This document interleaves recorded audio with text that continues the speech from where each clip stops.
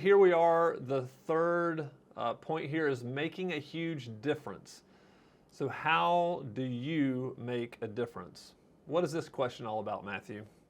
Yeah, look, this can be as big as you want, or this can be, this is what is important to you. A guy named Dan Sullivan, who actually Gino Wickman mentions him in the book. He's kind of like a trainer of entrepreneurs.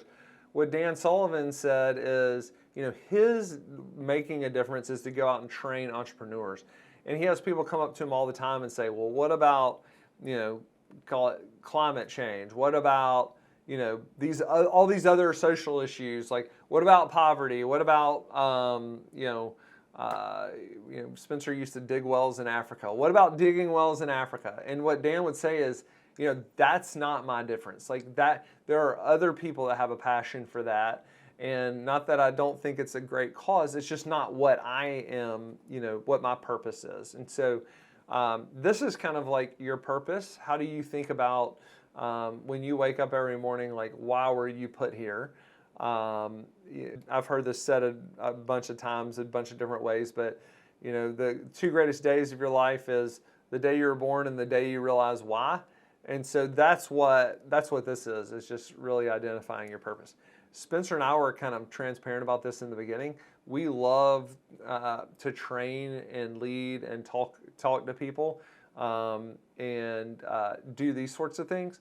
So that's one of the things we feel like we're making a difference. And so next slide is you're going to want to write down on a scale of 1 to 10, how close are you to spending all of your time every day making a difference? What did you rate yourself here, Matthew? I rated myself an 8. And that's a function of you being more out of the business, working on the business, doing the things that you like. This is the result. That's a result of you really working on this process and this exercise for years now.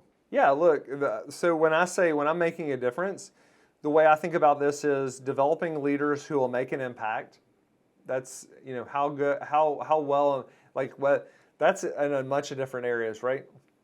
It's in this area, like talking to other leaders in the industry and helping them, personally and professionally develop. It's internally at Evernest. I don't think everybody's just gonna, I don't necessarily think we're just gonna grow leaders at Evernest and then everybody's just gonna stay at Evernest forever and everybody's gonna be happy and we're all gonna hold hands and sing Kumbaya.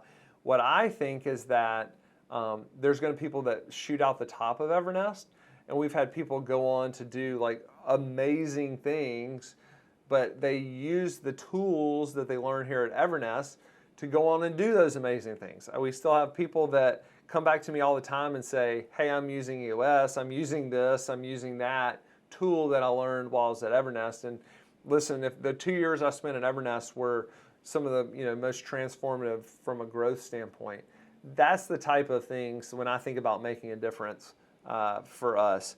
The other thing is, when I think about that impact, as we grow the organization, it's allowing my voice to have more value.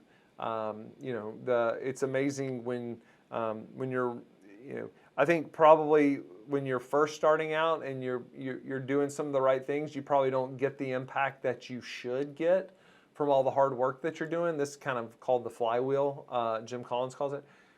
Once you start to have some success, you start to, and there are years that are bad and years that are good, but overall you start to have a greater impact than the actual effort that you put into it.